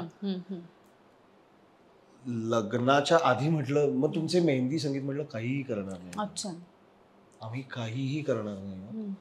हिच्या घरी मेहंदीचा कार्यक्रम झाला तेव्हा मी तिथे, मी त्या शहरातही नव्हतो, मी पुण्यात होतो. लग्न हिराबागेपाशी आमच्या संस्थेचं ज्योत्स्ना भोळे सभागृह म्हणून 5 मजलीची बिल्डिंग आहे, तिथे थिएटर आहे आमच्या संस्थेचं. आता 2 झाली, तेव्हा एकच होतं. त्या थिएटरमध्ये स्टेजवर नाटकासारखं लाइटिंग करून आम्ही लग्न केलं, सह्या करून रजिस्टर्ड. तिथे पुण्यातला आमचा टाइम्सचा जो फोटोग्राफर मित्र आहे शशांक साने तो होता, माझा एक फोटोग्राफर मित्र हर्षद मुजुमदार तो होता, आणि आय थिंक प्रज्ञा होती ना, मला वाटतं रिपोर्टर्स पैकी एक निलिमा आली होती. निलिमा पण कोणीच नाही. सिम्पल. आम्ही काही कोलॅबसाठी कोणाकडे गेलो नाही, कुठेच काही. दोघांचाही तो स्वभाव नाहीये बेसिकली. लग्न ही 2 फॅमिलीज, आपल्या मित्रपरिवाराचा सोहळा आहे, तो तेवढाच ठेवावा. नंतर काय तुम्हाला रान पेटवून रान माजवत हिंडायचे ते हिंडा, तिथे नको. मला तरी नाही आवडत. दोघांचाही जो स्वभाव आहे नाही आवडत, खूप शो करणं किंवा. आणि मुळात लग्न कसं आहे ना, प्रत्येकाच्या काही लोकांना आवडतं सगळे सोहळे करायला किंवा हे करायला, आमचं नाहीये तसं. आणि ऍक्च्युली ना ते सेव्ह करू आणि आपण वर्ल्ड टूरला जाऊ, तिथे स्पेंड करू आपण, चालेल, आवडेल आम्हाला. 40 लाखाचं जर लग्न करते, मी 40 लाख उचलेन, आपण 7 स्टार मध्ये घर घेऊ. ते खूप गरजेचं आहे. 50 लाख रुपये लग्नावर खर्च करण्यापेक्षा 5 लाखात लग्न करा, 45 लाख डाऊन पेमेंट करून लोन घेऊन घर घ्या मुंबईत. साधी गोष्ट. हे आमचे विचार आहेत आणि तुमचे विचार एकमेकांना पटतायत आणि सारखे आहेत, हे खूप महत्वाचं आहे यार. ते खूप महत्वाचं आहे. ते खूप महत्वाचं आहे. इव्हन आमच्या घरच्यांचं पण असं होतं की हो चालेल, काहीच हरकत नाही. कोणीही असं नव्हतं की अरे नाही मग आपण हे करूया ते करूया, नाही. आम्ही एक लग्न रजिस्टर्ड झालं 14 फेब्रुवारीला, 15ला आम्ही एक कॉकटेल्स ठेवली, बस. हिचे कझन्स, माझे कझन्स, मम्मा बाबा, माझे सख्खे मामा मामी आणि माझे काही पुण्यातले मित्रमैत्रिणी, हिच्या आणि आमचे कॉमन जे मित्रमैत्रिणी आहेत ते, बस. सगळे मिळून 35 लोक होतो, बस. आम्हाला असं आवडतं. आणि एकंदरीत पूर्ण म्हणजे बाकीच्या याच्यामध्ये पण सगळ्याच गोष्टी सांगायला हव्यात, दाखवायला हव्यात, हे नाही आवडत आता आम्ही आम्हाला. 14 दिवसाची ट्रिप करून आलो पॅरिस आणि मार्से. अरे वा. हो. बर जस्ट आता मार्च एप्रिल. अच्छा. सो त्याचे फोटोज वगैरे काढलेत. हम्म. तर हिचं म्हणणार ते पोस्ट वाटलं तर करीन असं मला होतं. नाही जगाला दाखवायचं आम्ही पॅरिस मध्ये काय बघितलं आणि काय नाही. आपण पॅरिस बघायला गेलो होतो ना एकतर. तिथे जाऊन एकमेकांचे फोटो काढत बसण्यात काही फार म्हणजे काढलेत नाही असं. हिच्या बर्थडेला मी हिच्या आयफेलच्या इथले फोटोज केले होते पोस्ट. पण ठीक आहे ना, कशाला मला हे माझा थॉट आहे. हिचं म्हणणे अरे नाही पण हे करावं कधीतरी लागतं आता. आवडतं म्हणजे मला आवडतं म्हणून. काही बाबतीत हे करावं असतात. We are public figures to some extent. असतो इंटरेस्ट लोकांना. म्हटलं ठीक आहे ना, पण मला नाही दाखव असं वाटत प्रत्येक गोष्ट आयुष्यातली इंस्टाग्रामवर पोस्ट करून. अनफॉर्च्युनेटली आता काय झालंय माहितीये की आपण जर का ते दाखवलं नाही तर लोकांना असं वाटतं की आपण ते अचीव्ह नाही केलंय. हो हो. फॉर एक्झाम्पल म्हणजे माझ्या बरोबर जे काही लोक आहेत, आम्ही घरं एकत्र घेतली, गाड्या एकत्र घेतल्या, त्या लोकांनी पोस्ट केलं, मी केलं नाही. सो ते त्यांच्या अचीव्हमेंट म्हणून मी ऐकलं की अरे त्यांनी किंवा तिने असं केलं, गाडी घेतली. माझं असं झालं की मी तेच सगळं केलंय त्याच काळात, पण जस्ट बिकॉज मी पोस्ट नाही केलं म्हणून ते माझे अचीव्हमेंट्स नाहीयेत. पण हे असं होतं. अरे होतं, खरंच होतं. पण ते तुम्ही हे बघा करून पोस्ट नाही केलं ना तर ते लोकांपर्यंत पोहोचत नाही आणि लोक तुम्हाला तसं हे करतात की अरे नाही. मला आणि कधी कधी असं वाटतं की आता आपण वापरतो सोशल मीडिया, सो सगळंच नाही पण कधीतरी हो कौतुक आपलंच कौतुक कधीतरी आपण करावंच असं मला वाटतं. त्यामुळे मी कधीतरी पण त्याचे मार्ग वेगळे आहेत. आपलं कौतुक करायचं म्हणजे आमचे मार्ग वेगळे. उठसूट ओ व्हॉट अ मॉर्निंग म्हणून सकाळी झेंडूच्या फुलाचा फोटो टाकला किंवा जास्वंदीचा ते निसर्गाने आणले. ते तुझं काही त्यात कर्तृत्व नाहीये. पाणी घालतोस फक्त रोज उठून. त्याच्यावरचा दवबिंदूचा photo oh what a morning, काही तुझं त्यात कर्तृत्व नाही मित्रा. नको करूच हे. म्हणजे काही लोकांच्या बाबतीत आता ते कमी झालंय प्रमाण त्या लोकांचं हे करण्याचं, किंवा मला दिसत नसेल नशिबाने माझ्या. ये अशीला घट्ट झाली हे सुद्धा टाकतील सोशल मीडियावर. इतकं अति करणारे लोक होते. ते लोक अजूनही आहेतच सोशल मीडियावर, पण त्यांचं हे कमी झालं असावं. ठीक आहे, it's a very subjective thing. पण आमचं लग्न उलट आम्ही खूप एन्जॉय केलं. मज्जा आली आम्हाला. मोजून 100 माणसं, 100 ते 110 माणसं होती. एकतर 2 लॉकडाऊनच्या मध्ये होतं. सेकंड लॉकडाऊनच्या जस्ट आधी आमचं अरे वेळ चला. आणि 14 फेब्रुवारी का यावरनं खूप विचारलं गेलं. सुट्टी होती, रविवार होता. त्यामुळे मुंबईत येणारे माझे मुंबईतले जे नातेवाईक आहेत, नोकरी आणि हे सगळं त्यांचं, ते येऊ शकतील हा एकमेव विचार होता. 14ला नसतं झालं तर 21ला केलं असतं. ऍक्च्युली म्हणजे काय झालं, आमचे आई वडील भेटलेच नव्हते एकमेकांना. भेटलेच नव्हते. म्हटलं शेवटी जेव्हा मी सुरुवात केली, चल ना आता काय लग्न करायचं नाही करायचंय तसं सांग म्हणजे वगैरे सगळं झालं वगैरे. कारण माझ्या बाबांना कुठेतरी असं वाटत होतं की तुम्ही लग्न करा. त्यामुळे मी मग बोलून दाखवलं जरा शक्यतो. मी म्हटलं की ठीक आहे काही नाही तर वगैरे, पण म्हटलं आई वडील पण भेटले नाहीये. म्हणजे जर आता आपल्याला पण लाज वाटली पाहिजे की आपण झालं तर 3 वर्ष 1.5 वर्ष लिव्ह इन मध्ये होतो. लिव्ह इन मध्ये पण राहत होतो. म्हटलं पण भेटूया ना. हो नाही करता एक तारीख ठरली. ठीक आहे चल भेटू पुण्यालाच. हो मम्मी पप्पांना मी घेऊन गेले पुण्याला, भेटलो आणि तारीख ठरवली लग्नाची. डायरेक्ट ठरवली. हा ठीक आहे मग कधी करायचं तर आहेच ना. हिचे पप्पा म्हणले मग बाकी काय, तर बाबा म्हणलं म्हणजे बाकी काय, म्हणजे बाकी देणं घेणं वगैरे, मुलगी आणि नारळ, बाकी काहीच नाही. बाकी सगळं आम्हीच करणार म्हणलं. तुम्ही काय, आणि बाकी सगळा खर्च निम्मा. बरं आमची माणसं जास्ती आहेत असं वाटलं तर तसं विभागणी करू. काय तुम्ही काय ठरवलं बरं तारीखच ठरवली. आम्ही असं हसत होतो एकमेकांकडे फक्त बघून. एक तर 14 फेब्रुवारी म्हटलं 14 फेब्रुवारी म्हणलं लोक खूप त्रास देणार आहेत लोक. आणि ते सुद्धा तुमचं लग्न जे याच्यावरती म्हणजे बिलीव्ह करत नाही. आम्ही कधी व्हॅलेंटाईन्स डे स्पेशली सेलिब्रेट नाही. त्यात काही मी काय ते आपल्या संस्कृतीचं पतन होतंय वगैरे अशा ह्यांनी नाही केलं असं नाही. त्यात काय म्हणजे झालं ना कॉलेज बिलेज बस असं आहे. म्हटलं खूप चिडवणार आहेत म्हटलं आपल्याला खूप चिडव. बरं आम्ही सुचतोय नको ना 14 थांब रे सगळ्यांना जमतंय पुढच्या आठवड्यातला रविवार घ्या. नाही तोपर्यंत उन्हाळा सुरू होईल. नाही परत लॉकडाऊन लागला तर नकोच. पण तेव्हा सांगितलं होतं मला वाटतं 20 फेब्रुवारी पर्यंत लॉकडाऊन नाही असं काहीतरी 19 का 20 पर्यंतचा स्पॅन होता. अच्छा आणि मेन ते पण होतं की एक वातावरण पण जरा प्लेझंट होतं ना पुण्यातलं तसं फेब्रुवारी असतं ना ग. मार्च फर्स्ट वीकला पुण्यात पण हे व्हायला लागतं ना. भचकन ठरलंच लग्न. उखाडे वगैरे घेतले होते की नाही लग्नात आणि आठवतायत का मुळात? तो नाही आठवत. आता वेगळा घ्यायचा असेल तर बापरे उखाणा अहो उखाणा घ्या. हा मला ते बाय द वे ते कार्यक्रमाच्या टायटल वरनं एक मगाशीच सांगायचं होतं. ही जेव्हा ज्या दिवशी जेन्युइनली मला अहो वगैरे म्हणेल चिडवताना आत्ता म्हणली तसं म्हणली ज्या दिवशी मनापासून ही अहो वगैरे म्हणेल तो आमच्या लग्नाचा शेवटचा दिवस असेल. हो म्हणजे अहो ह्यात इतका दुरावा वाटतो ना कारण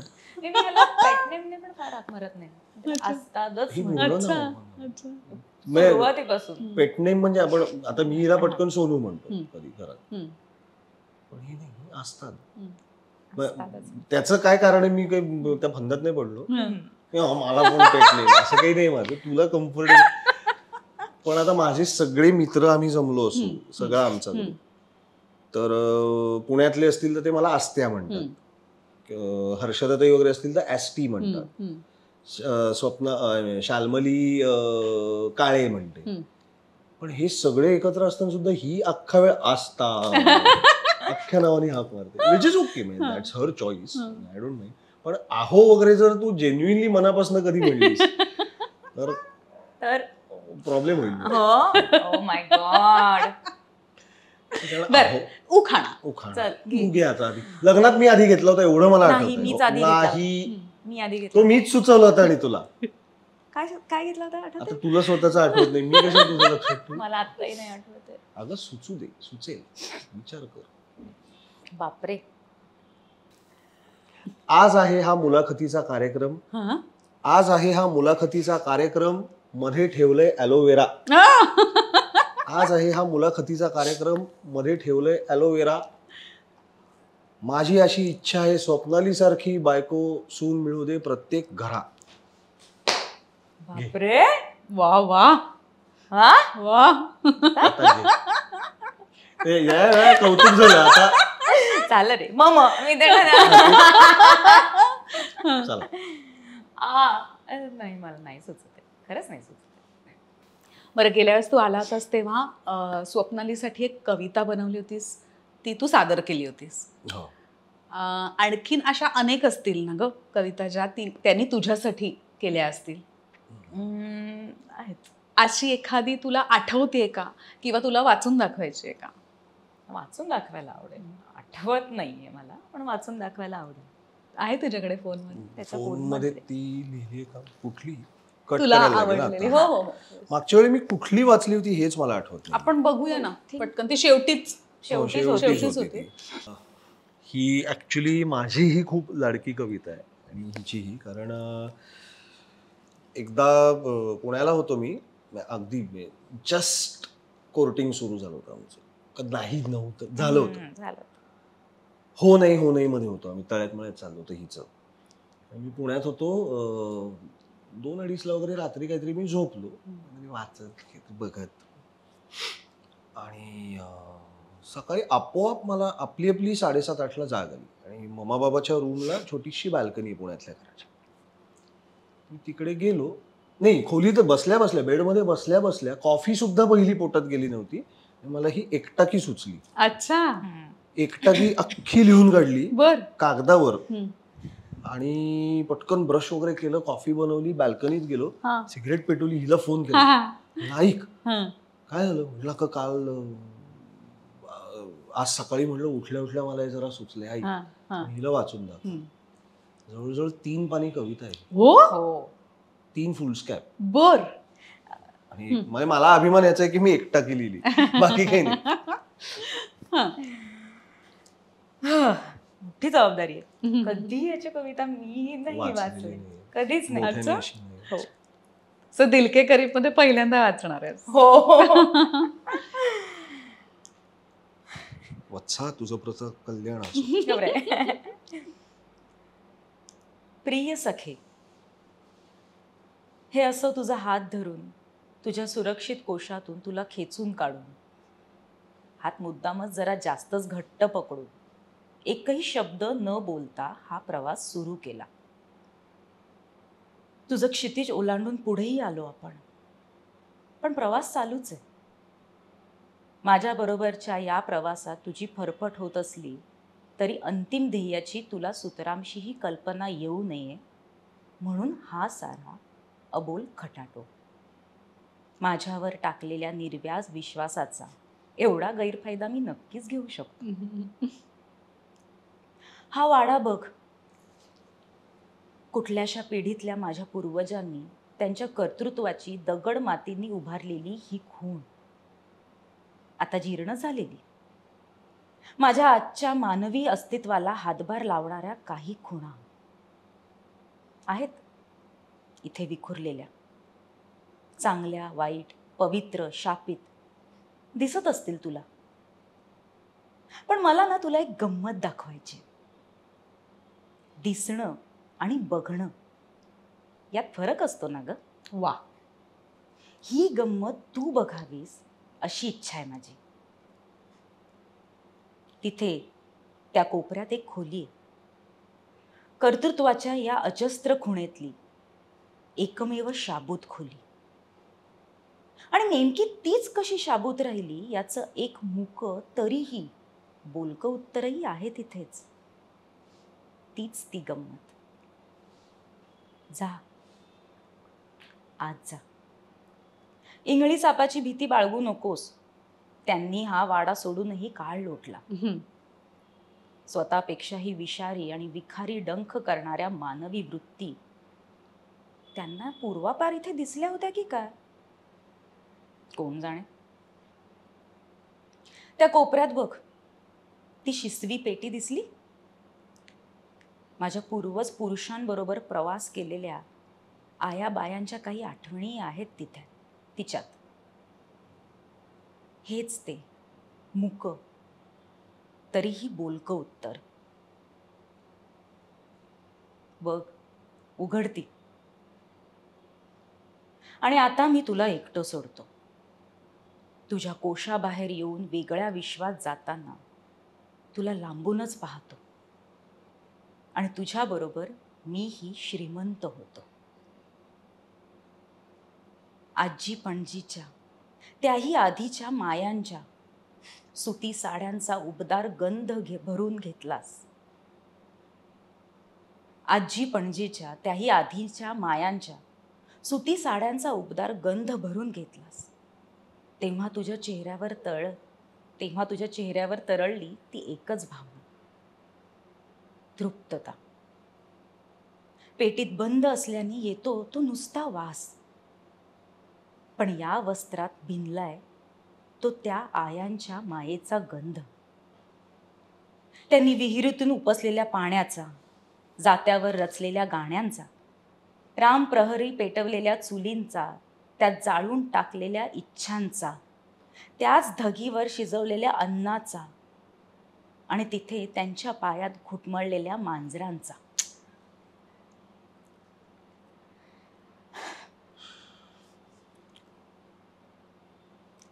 माडी ओसरी पडवीतून आलेल्या पुरुषी अहंकारी नवरेपणाने भरलेल्या हाकांचा, हुकमांचा, वास्तू पुरुषाला घातलेल्या सगळ्या साकडांचा, संधी प्रकाशात लावलेल्या लामण दिव्यांचा आणि त्याबरोबर शिकवलेल्या शुभंकरोतीचा. माहेरच्या गहिवराचा, पहाटेच्या दहीवराचा, लाडक्या गाईच्या आचळाचा, पान्हा फुटलेल्या निचळाचा. अगं, या सगळ्या आयाबाया काळाची एवढी सगळी वाटचाल ओलांडून अजूनही तुझ्या माझ्यात पोचतात, त्या त्यांच्या या गंधांमुळे. हे गंध असे अंगागी लपेटून, भरून पचवून राखून ठेवून, त्यात तुझी भर घालून तुझ्या पुढच्या पिढ्यांना असंच जाऊन भेटण्याची क्षमता असलेली आई तू होऊ शकशील.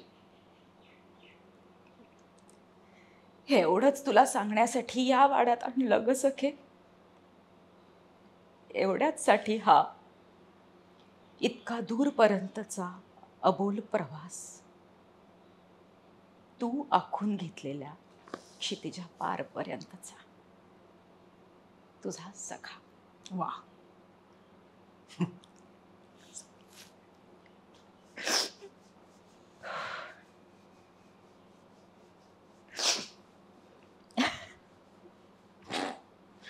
असं बघ कोण होतं असं तू काय झालं असं तू असं बापरे. बघते म्हणून. खूप सुंदर. थँक्यू. खूप खूप छान कविता केलीस आणि त्याहूनही सुंदरीने वाचून दाखवली. नाही पण ही तेव्हाही आहे म्हणजे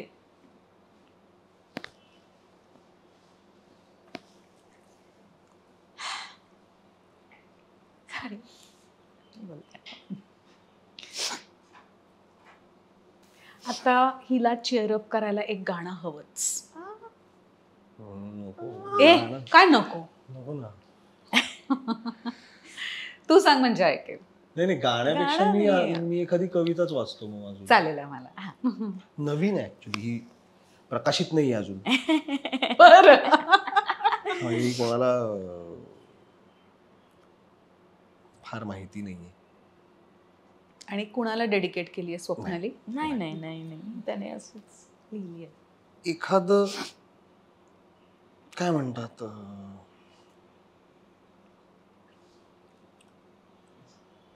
कमिटेड जोडपं हम्म. आणि त्यातली एक व्यक्ती जाणं त्याने काय होऊ शकतं हम्म. हे अर्थात ममा जायच्या आधीच लिहिली आहे खूप.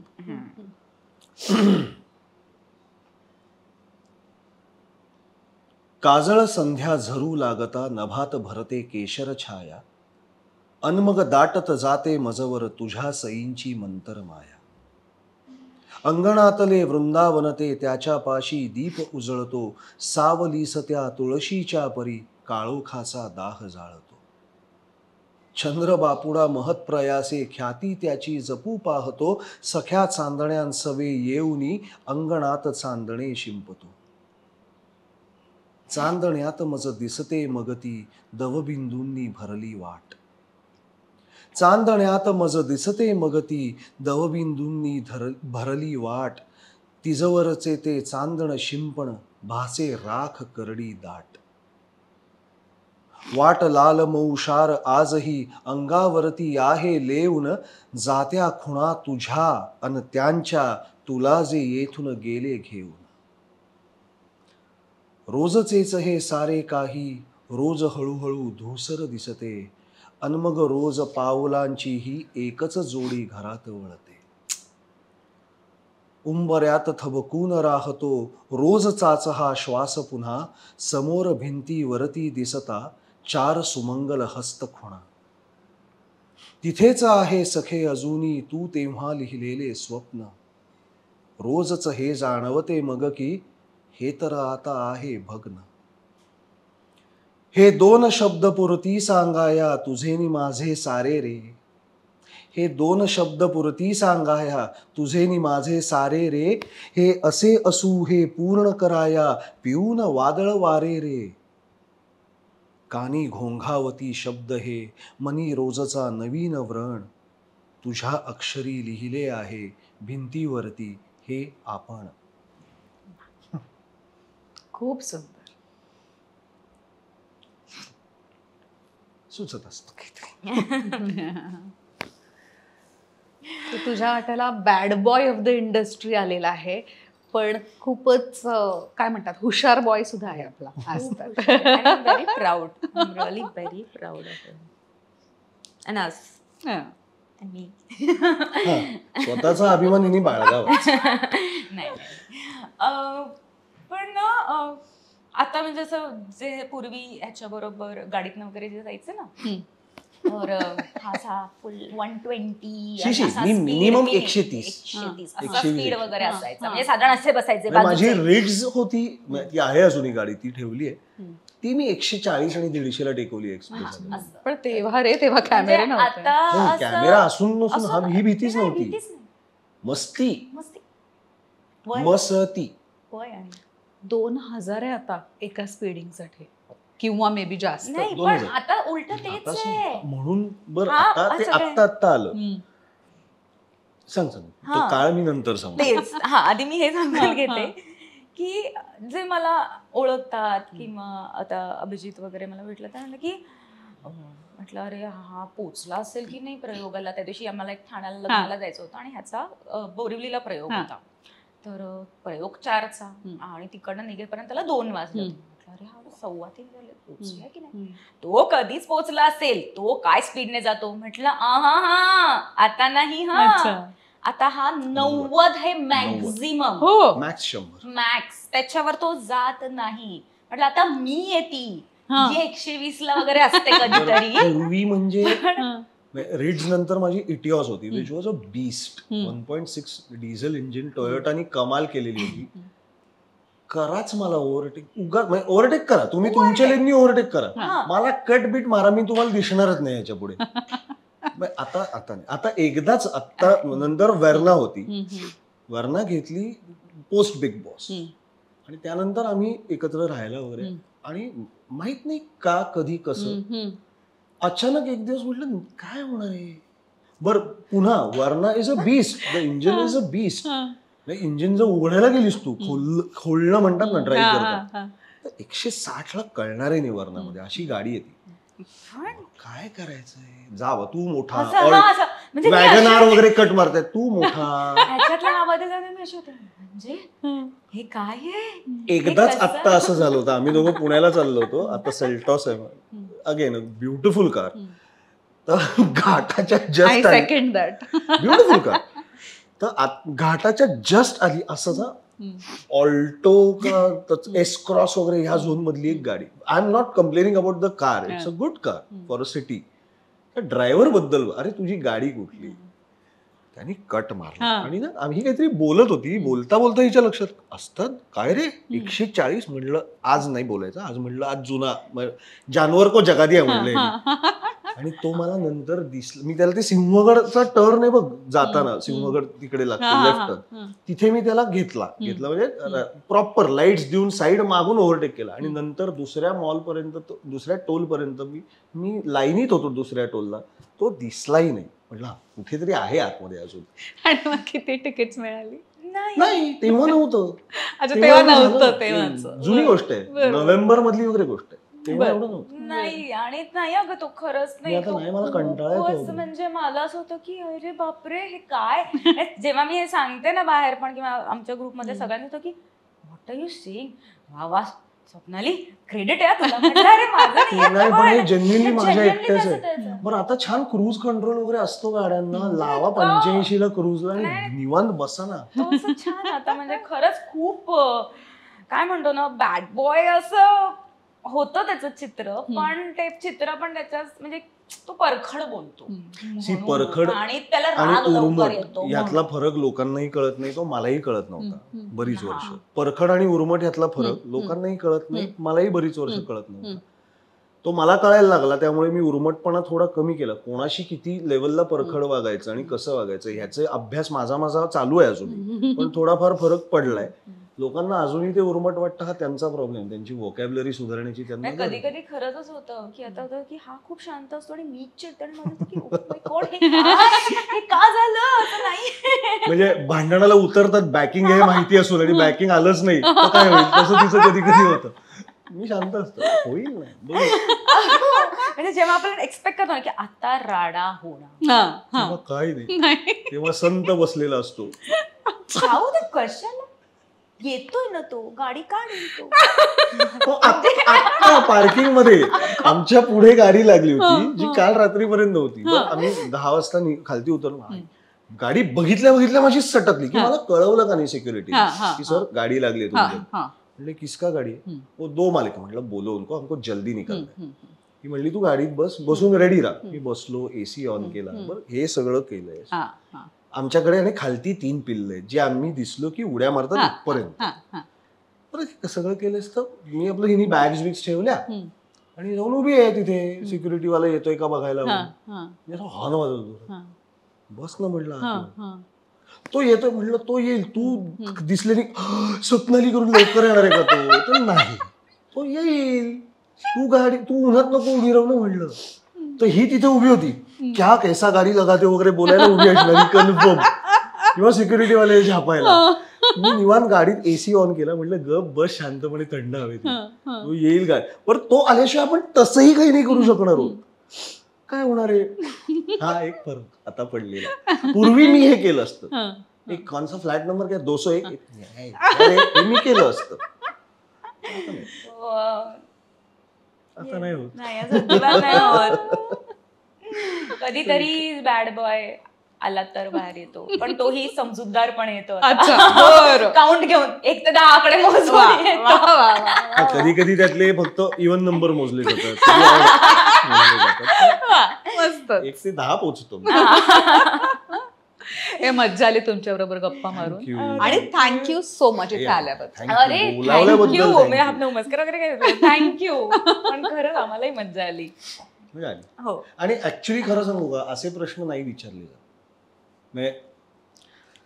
म्हणजे being in same industry, yes तुम्ही बिईंग असे तुम्हाला कसं वाटतं, पण त्याचा फायदा काय होतो तुम्हाला? It is really yes. हो फायदा आहे, तोटाही आहे, ऑफकोर्स ते आहे. पण हो ऍक्च्युली हे खूप महत्वाच्या गोष्टी आहेत. कारण आणि काय अजून मस्त वाटलं. मला जी कविता वाचायला मिळाली यार, किती छान. रिहर्सल करायला हवी होती. जरा रिहर्सल करायला हवी होती फक्त. एक गप्पा बस.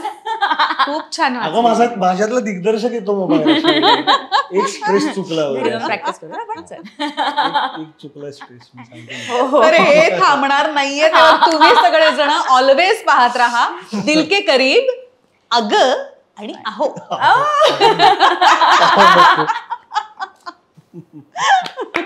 मज्जा.